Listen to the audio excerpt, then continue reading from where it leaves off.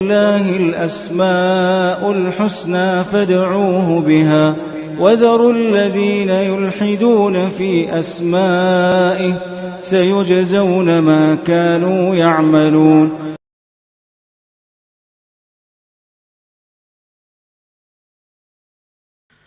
بسم الله الرحمن الرحيم.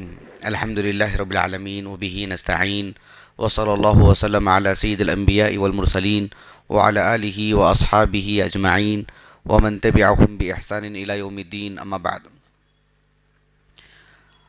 آج بإذن اللہ تعالی اللہ سبحانہ و تعالیٰ کی صفات علیٰ میں سے الرأفت سے متعلق پڑھیں گے. الرأفت یہ اللہ سبحانہ و تعالیٰ کی صفات خبریہ میں سے ہے، کتاب و سنت سے ثابت ہے، اور اللہ سبحانہ و تعالیٰ کا ایک عظیم نام الرؤوف قرآن مجید میں بکثرت ذکر کیا گیا ہے. مجھے درس شروع کرنے سے پہلے ایک بات بتا دیتا ہوں جس کی ذمہ دار معاشرے کے عام مسلمانوں سے کہیں بڑھ کر کے ہم ذمہ دار ہیں. وہ یہ کہ اللہ سبحانہ و تعالیٰ کا تعارف صحیح سے ہم کو نہیں ہے، جس کی وجہ سے ہماری عبادتوں میں اور ہماری عبادتوں میں سے ایک عظیم عبادت دعاؤں میں وہ تاثیر نہیں ہے. مثلاً آج کی بات لے لیجیے، اللہ رب العالمین کا ایک نام ہے الرؤوف. اس نام کو ہم اپنی دعاؤں میں کیسے استعمال کریں؟ جیسے ہم کہتے ہیں کہ اے اللہ، جیسے ہم کہتے ہیں اے ہمارے خالق، ہم دعاؤں میں جیسے کہتے ہیں اے ہمارے مالک، ویسے ہی اللہ رب العالمین کا ایک نام ہے الرؤوف. یہ نام لیں اور اللہ رب العالمین سے دعا کریں. کیسے؟ یعنی زبان سے نام نکلتا ہی نہیں ہے. جب پوچھتے ہیں اللہ کے چند نام بولو تب نکلے گا الرؤوف بھی ایک نام ہے، لیکن بداہتاً اللہ رب العالمین کے اس نام سے ہم متعارف ہوں اور الرؤوف نام لیں، اس کا معنی مفہوم نہیں. ایک واقعتاً افسوس کی بات ہے. بہرحال تو اللہ سبحانہ و تعالیٰ کا یہ جو نام ہے الرؤوف، آج اس سے متعلق پڑھیں گے انشاءاللہ. سب سے پہلے الرؤوف کا ہم معنی معلوم کرتے ہیں. عربی زبان میں الرأفت یعنی اس کے جو بنیادی حروف ہیں الراء والحمزۃ، الراء والحمزۃ والفاء، را، حمزہ اور فا، یہ اس کے بنیادی حروف ہیں. اس کا معنی ابن فارس رحمہ اللہ بتاتے ہیں کہ یدل علی رقۃ و رحمۃ، یہ رحمت اور نرمی پر دلالت کرتا ہے. یہ لفظ عربی زبان میں رؤوف، یرؤوف، رأفتن و رآفتن، تو اس کے جو بنیادی معنی ہیں صرف رحم کرنے کے نہیں ہیں، بلکہ اس سے بھی آگے کی بات ہے، اس سے بھی گہرا معنی آتا ہے. رحم کے اندر جو معنی آتا ہے اس سے بھی زیادہ گہرا معنی آتا ہے الرأفتو میں، اس سے بھی زیادہ گہرا معنی. جب ہم کہتے ہیں الرؤوف یا الرأفتو، اب غور کر کے دیکھیے اللہ رب العالمین نے قرآن مجید میں فرمایا سورۃ النور کے بالکل آغاز میں، ایک انسان شادی شدہ ہے اور اس نے زنا کر لیا ہے اور اس کا جرم اس نے اقبال کر لیا ہے، جرم کا اقبال ہوا ہے، مان چکا ہے، ثابت ہو چکا ہے شرعی تقاضوں کے اعتبار سے. اس کے لیے اللہ نے جو سزا مقرر کی ہے، یہ ایسے نہیں کہ زنا کر دیا تو مار دینا چاہیے، اس کی کئی مراحل ہیں. سب چیزیں ثابت ہونے کے بعد جب اس کی سزا کی بات آئی، اللہ نے کہا کہ پتھر لے کے اسے ماریں. کس کا دل اتنا سخت ہے؟ کس کا دل اتنا سخت ہے؟ بولنا آسان ہے لیکن کبھی ہم نے کبھی ایسا منظر دیکھا نہیں نا. اللہ رب العالمین نے فرمایا سورۃ النور کے آغاز میں وَلَا تَأْخُذْكُمْ بِهِمَا رَأْفَةٌ فِي دِينِ اللَّهِ، رحمتن نہیں کہا، رحمتن نہیں کہا، رأفتن، کیونکہ رحمتن سے بھی زیادہ گہرا معنی آتا ہے رأفتن میں. ایک ہوتا نا بھائی، ایک انسان سے دشمنی بھی کرتا ہے، اذیت بھی دیتا ہے، تکلیف بھی دیتا ہے، سب کچھ ہوتا ہے، لیکن انسانیت اور جو اللہ نے ایک عام انسان میں، انسانیت کا تقاضا نیچے ہے، اسلام کا تقاضا اوپر ہے۔ ہم جو کہتے ہیں نا کہ بھائی اسلام تو نہیں ہے، چلو انسانیت تو تھی، یہ غلط ہے۔ انسانیت مر گئی ہے، اسلام تو تھا زندہ، ایسا کہنا چاہیے۔ تو میں انسانیت کی بات کر رہا ہوں جو اسلام سے نیچے کا مرحلہ ہے۔ تو انسانیت جو اللہ نے عام انسان میں جو رحم رکھا ہے، وہ کسی کو اتنی اذیت میں نہیں دیکھتا، ایک دشمن بھی دکھ ہوتا ہے اس کو، بہرحال ایک عجیب سا منظر ہوتا ہے وہ۔ تو اللہ نے رأفتن کا لفظ استعمال کیا، رحمتن کا نہیں۔ اللہ رب العالمین کے لیے جب ہم الرؤوف کہتے ہیں، مطلب یہ ہے کہ یرا للمسلمین علیہ حقا، کہ اللہ رب العالمین اہل اسلام کے لیے اس بات کو واجب قرار دیا ہے کہ ان کو تکلیف نہیں ہونی ہے، ان کو پریشانی نہیں ہونی ہے۔ جب اسلام سے متعلق جو آیات میں آپ کو بتاؤں گا تو آپ حیران ہو جائیں گے الرؤوف میں کس طرح کا معنی ہے۔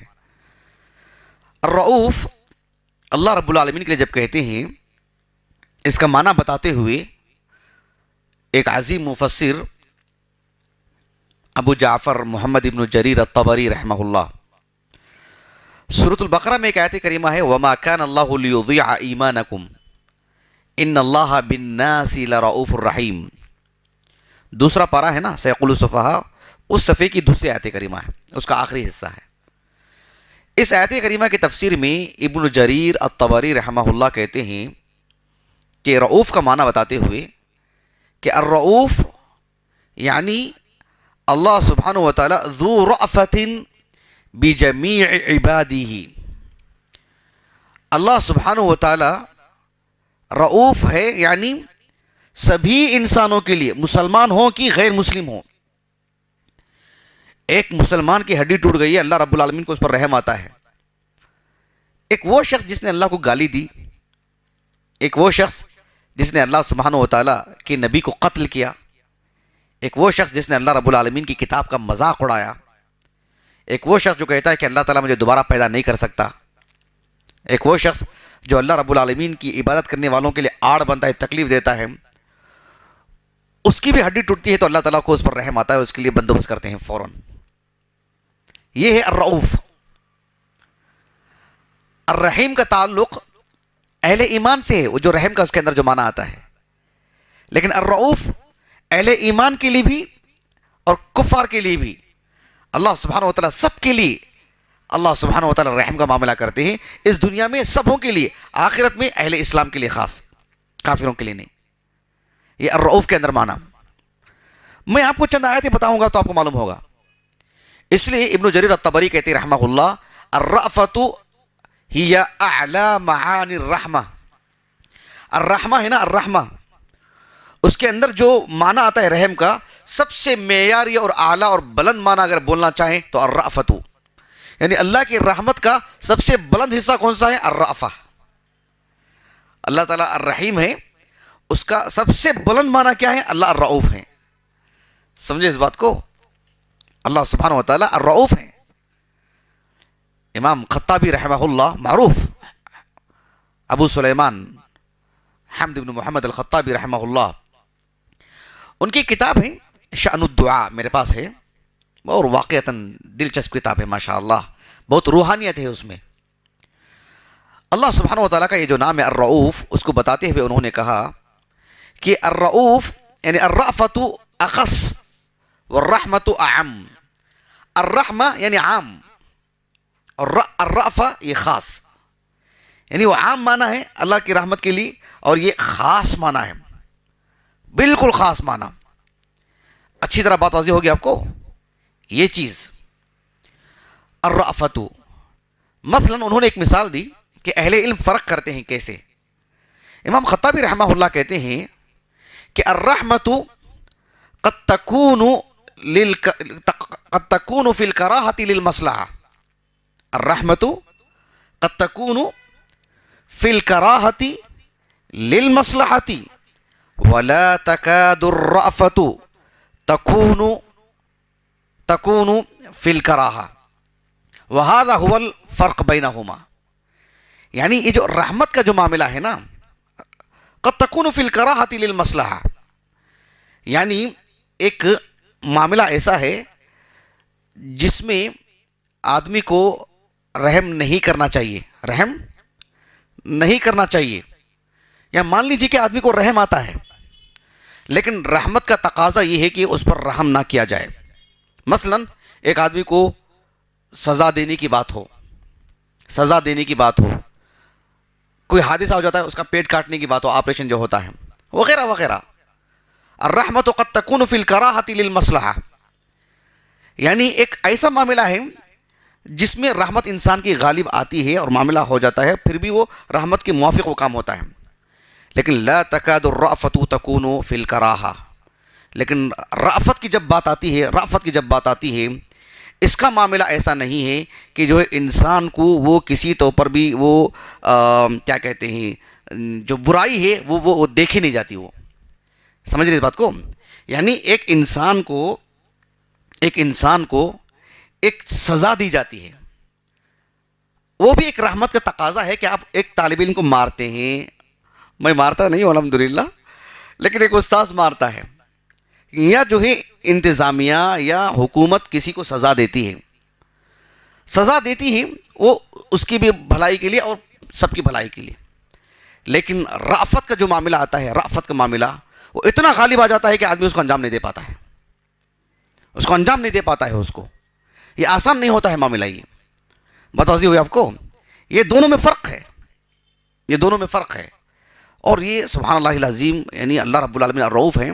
میں چند آیاتیں آپ کو سناتا ہوں جس سے آپ کو اندازہ ہوگا انشاءاللہ۔ دیکھو اللہ رب العالمین نے سورۃ الحج کے بالکل اواخر میں وہ بات بتاتے ہوئے کہ اہل اسلام اور کفار، ان دونوں سے متعلق کہ اہل اسلام کے ساتھ اللہ کا کیا معاملہ ہوگا، کفار کے ساتھ اللہ کا کیا معاملہ ہوگا، ظالم کے ساتھ کیا ہوگا، مظلوم کی کیسے اللہ مدد کریں گے، ساری چیزیں بتانے کے بعد اللہ نے کہا کہ اللہ یہ سب کچھ کر سکتے ہیں، اب اللہ کی طاقت کا مظہر دیکھو۔ تو اللہ تعالیٰ اپنی طاقت کے کچھ مظاہر بتائے، اس میں سے ایک بات اللہ نے یہ بتائی سورۃ الحج کے اواخر میں۔ اہل علم کہتے ہیں کہ اللہ رب العالمین کے اسماء حسنہ جس آیت کے اختتام میں آتے ہیں ان کا بڑا گہرا ربط رہتا ہے اس میں۔ اب اس آیت کریمہ کو دیکھیے آپ، اللہ تعالیٰ نے فرمایا الم تر ان اللہ سخر لکم ما فی الارض، کیا تم لوگوں نے یہ نہیں دیکھا کہ زمین میں جو کچھ ہے اللہ نے وہ آپ کے تابع کر دیا، آپ کے تابع کر دیا۔ انسان زمین کی کھدائی کرتا ہے، پانی نکالتا ہے، اور جو ہے زراعت کرتا ہے، راستے بناتا ہے، گھر بناتا ہے، اور کیا کچھ نہیں کرتا۔ زمین میں کتنے بڑے بڑے جانور ہیں، انسان کے تابع ہیں، انسان اس سے کام لیتا ہے، سب کچھ۔ اللہ نے کہا کہ زمین میں جو کچھ ہے وہ اللہ نے آپ کے تابع کر دیا۔ کیا انسان کی بس میں ہے کہ وہ ہمارے تابع ہو؟ کیا انسان کے لیے آسان ہے کہ زمین کی کھدائی ہو؟ ظاہر بات ہے، لیکن اللہ نے ہمارے تابع کیا۔ اب ایک ایک نقطہ سنتے جائیے۔ والفلک تجری فی البحر بامرہ، اور کشتیاں سمندر پر چلتی ہیں۔ یہ ایک اچنبے کی بات ہے، تعجب کی بات ہے، کشتی چلانے والے کے لیے بھی تعجب کی بات ہے کہ بھئی کشتی چل رہی ہے پانی میں اور انسان ڈوب جاتا ہے اور سارے مسائل حل ہو رہے ہیں۔ اللہ رب العالمین نے فرمایا وَيُمْسِكُ السَّمَاءَ أَن تَقَعَ عَلَى الْأَرْضِ إِلَّا بِإِذْنِهِ، کہ آسمان کو اللہ تھام کے رکھا ہے کہ وہ انسانوں پر گرتا نہیں ہے اللہ تعالیٰ کی اجازت کے بغیر، سوائے اللہ کی اجازت کے، اللہ کے اذن سے ہی گرے گا وہ، اور اللہ اس کو تھام کے رکھا ہے۔ یعنی کتنی بڑی بڑی باتیں ہیں یہ۔ اس کے بعد اللہ نے کہا ان اللہ بالناس لرؤوف الرحیم، اللہ رب العالمین لوگوں کے لیے رؤوف ہے۔ یعنی گناہ ایسے ہیں انسان کے کہ اللہ تعالیٰ آسمان کو چھوڑ دے، لیکن اللہ رؤوف ہے، ترس کھاتے ہیں رب العالمین۔ اللہ سبحانہ و تعالیٰ رؤوف ہے، رحیم ہے اہل ایمان کے لیے، لیکن غیر مسلم جو اللہ رب العالمین کی دین کی جو دھجیاں اڑا رہے ہیں، جو اسلام کے خاتمے کی بات کرتے ہیں، انبیاء کو قتل کیا ہے، قیامت کا انکار کرتے ہیں، اللہ کے قدرت کا انکار کرتے ہیں، صبح شام پل پل۔ اللہ نے کہا وَيُمْسِكُ السَّمَاءَ أَن تَقَعَ عَلَى الْأَرْضِ، آسمان کو اللہ تھام کے رکھیں کہ وہ زمین پر گر جائے۔ اللہ اسے کیوں تھام کے رکھیں؟ کہا کہ ان اللہ بالناس لرؤوف، اللہ رب العالمین لوگوں کے حق میں رؤوف ہیں، اس لیے اللہ رب العالمین تھام کے رکھیں۔ آپ دیکھ رہے ہیں سبحان اللہ، زمین کو انسان اپنے کام میں لا سکتا ہے کیا؟ نہیں لا سکتا ہے، لیکن ان اللہ بالناس لرؤوف، انسانوں کے لیے تکلیف کی بات ہے، اللہ نے ان کے لیے اتنا آسان کیا کہ تابع کر دیا زمین کو. کیوں؟ اللہ رؤوف ہے ہمارے حق میں. سبحان اللہ. والفلک تجری فی البحر بامری، کشتیاں چلتی ہیں آسمان میں، سمندر میں. اللہ نے کہا ایسا کیوں ہو جاتا ہے؟ اس لیے کہ ان اللہ بالناس لرؤوف، اللہ رب العالمین رؤوف ہیں. یہ تو صرف زندگی گزارنے کے لیے اللہ تعالیٰ رؤوف ہیں. آپ غور کر کے دیکھو، ہم کو پیدا کر کے انبیاء کو نہیں بھیجتے اللہ تعالیٰ، کتاب نازل نہیں کرتے، اور ایسی ہی ہماری زندگی جانوروں کی طرح ہوتی، اور جتنا آج شعور ہے نا، ہم کو مار لگا تو مار لگتا ہے، اچھی غذا کھاتے ہیں تو ہم کو اس کی لذت ملتی ہے، دکھنے میں اچھی چیزیں آتی ہیں تو آنکھوں کو خوشی، دل کو خوشی ہوتی ہے، کھانے پینے کی، پہننے اوڑھنے کی جو شعور ہے نا ہمارے اندر، زندگی بھر ہم نہیں معلوم ہی نہیں ہوتا کہ ہمارا کون معبود ہے، اور مرنے کے بعد ہمیشہ کے لیے اللہ ہم سب کو جہنم میں ڈال دیتے اسی شعور سے کہ ایک ایک چرکا ہمیں لگے جہنم کا. تو کتنی بڑی بات ہوتی ہے. لیکن اللہ تعالیٰ الرؤوف ہے. تو اللہ تعالیٰ نے کہا سورۃ الحدید میں، هو الذی ينزل على عبده آیات بینات، اللہ کی ذات وہی ہے جو اپنے بندے محمد پر صلی اللہ علیہ وسلم واضح آیاتیں نازل کی ہیں. هو الذی ينزل على عبده آیات بینات، کہ اس نے اپنے بندے پر واضح آیاتیں نازل کی، قرآن نازل کیا. کیوں؟ لیخرجکم من الظلمات الی النور، تاکہ تم کو شرک کی، کفر کی، نافرمانیوں کی تاریکی سے نکال کر حق کی، اللہ کی عبادت کی روشنی میں لائیں. ایسا کیوں اللہ نے نبی بھیجے، ان پر کتابیں نازل کی؟ کہا کہ ان اللہ بالناس لرؤوف الرحیم وان اللہ بکم لرؤوف الرحیم، اللہ رب العالمین تمہارے حق میں رؤوف ہے، اس وجہ سے کہ کل ایسی ہی تمہاری موت آ جائے اور تمہیں حق بات اور باطل میں فرق ہی نہ ہو اور ہمیشہ کے لیے تم جہنم کا حصہ بن جائے. نہیں، اللہ نے ایسا نہیں کیا، اللہ رؤوف ہے، تو اللہ نے نبی کو بھیجا. سبحان اللہ. دیکھ رہے ہیں آپ، مثلا میں آپ کو بتاتا ہوں، یہ سامنے راستہ جاتا ہے، اس کے بعد بہت بڑی کھائی ہے، بہت بڑا گڑھا ہے. ایک آدمی دیکھتا ہے کہ وہاں سے لوگوں کی گاڑیاں آ رہی ہیں بڑی رفتار سے، تو وہ کافی دور پر ایک جو ہے کارڈ لگا دیتا ہے، یا ایک اعلانیہ نصب کر دیتا ہے، ایک بورڈ لگا دیتا ہے کہ بھی آپ اس سے آگے مت جائیں، گر جائیں گے. کیوں کرتا ہے وہ؟ کیوں کرتا ہے وہ اس لیے کہ وہ انسان رؤوف ہے ان سب کے حق میں. سمجھ میں آئے گی بات آپ کو؟ وہ انسان اس کے حق میں رؤوف ہے. وہاں کوئی زہریلی چیز ہے، انسان کہتا ہے کہ وہاں نہیں جانا. کیوں؟ انسان وہ رؤوف ہے. اب چڑیا گھر جائیے، شیر 1 سے 4-5 لا کے رکھے رہتے ہیں اور پوری باؤنڈری لگا دیتے ہیں. کیوں لگاتے ہیں؟ اس لیے کہ وہ انسان جو وہاں کا انتظامیہ ہے وہ سارے لوگوں کے لیے رؤوف ہیں. بات واضح ہوگی آپ کو؟ لا قدر اللہ کوئی وہاں چلا جاتا ہے، کوئی گر جاتا ہے، تو سب کے دلوں کے اندر جو جذبات پیدا ہوتے ہیں کیسے پیدا ہوتے ہیں؟ کیوں؟ رؤوف ہے. یہ تو مخلوق کی بات ہے. کیا نسبت ہے انسان کے دل کے اندر کا جو رحم ہے اور رب العالمین جو رحیم ہے. ایسے میں اللہ سبحانہ و تعالی ہمیشہ کی جہنم، کھانے پینے کی، پہننے اوڑھنے کے، رہنے سہنے کی جو عذابات ہیں، وہاں پر جو عذاب ہیں، جو سزائیں ہیں، اللہ نے کہا هو الذی ينزل على عبده آیات بینات لیخرجکم من الظلمات الی النور ان اللہ بکم لرؤوف الرحیم. سمجھے اس بات کو آپ؟ اللہ سبحانہ و تعالیٰ نے سورۃ البقرہ میں بیان فرمایا، سیقول السفہاء جو ہے نا، بالکل اسی میں آغاز میں دوسری آیت کریمہ، وما كان الله ليضيع ایمانکم ان اللہ بالناس لرؤوف الرحیم، کہ مکے میں 13 سال تک مسلمان نماز پڑھتے رہے. کس کی طرف قبلہ؟ کہاں تھا قبلہ ان کا؟ مسجد اقصی، بیت المقدس. 13 سال. کتنے؟ پھر بولیے کتنے سال؟ ایک اور مرتبہ بولیے. 13 سال کوئی چھوٹی مدت ہے بھئی؟ 13 سال یا پیچھے مڑ کے دیکھو، 13 سال انسان کی زندگی کے. اور وہ لوگ جو ایک نماز فوت نہیں کرتے، جن کی ایک نماز آخری نماز کی طرح ہوتی ہے، جس کے لیے انہوں نے مجاہدہ کیا، قربانیاں دی، حبشہ گئے 2 بار. بہت سارے لوگ نہیں گئے تو 3 سال کا بیکاٹ ہوا ان کا. 3 سال، ایک 3 دن کا پروگرام نہیں تھا وہ، 3 سال کا بیکاٹ. 13 سال مدینہ آنے کے بعد بھی ایک کچھ مدت 16-17 مہینے. اس کے بعد جو ہے حکم ہوتا ہے کہ کعبۃ اللہ کو قبلہ بنائیں. تو کیا پچھلی تمہاری ساری نمازیں بیکار؟ کہا کہ وما کان اللہ لیضیع ایمانکم، اللہ تعالیٰ تمہارے اعمال کو ضائع نہیں کرتا ہے. کیوں؟ ان اللہ بالناس لرؤوف. تمہاری پوری محنت ضائع ہو جائے گی؟ نہیں ہوگی. کیوں ہوگی؟ ان اللہ بالناس لرؤوف. اللہ اکبر. غور کر رہے ہیں آپ؟ اچانک کتنا صدمہ ہوتا ہے. بھئی وہ تمہارا قبلہ نہیں ہے. اب یہ تو قبلہ تو یہ ہے. اچھا وہ ہماری وہ نمازیں؟ کہا کہ وہ نمازیں کیسے ضائع ہو سکتی ہیں؟ کس کی عبادت کی تم نے؟ رؤوف کی عبادت کی نا. اللہ اکبر. دیکھ رہے ہیں، غور کر رہے ہیں آپ؟ سبحان اللہ. آپ دیکھو غزوہ تبوک سب سے آخری غزوہ ہے. 3 صحابہ کا ایک معاملہ آ گیا تھا نا، کعب بن مالک، ہلال ابن امیہ، مرارہ بن ربیع.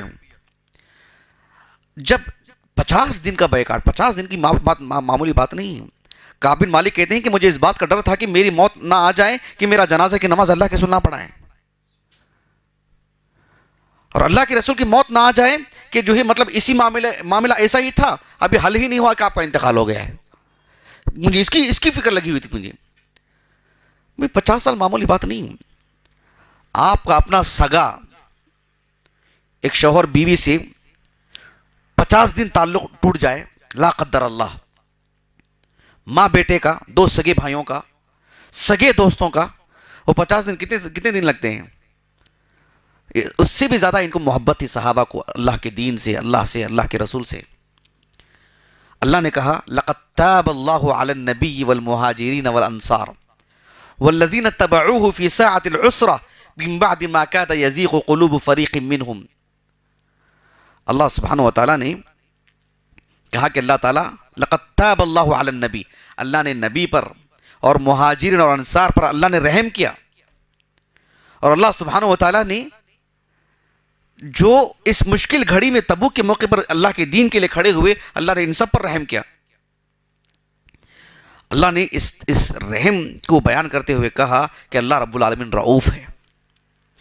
50 دن کے بعد اللہ نے ان پر یہ بات نازل کی وَعَلَى الثَّلَاثَةِ الَّذِينَ خُلِّفُوا.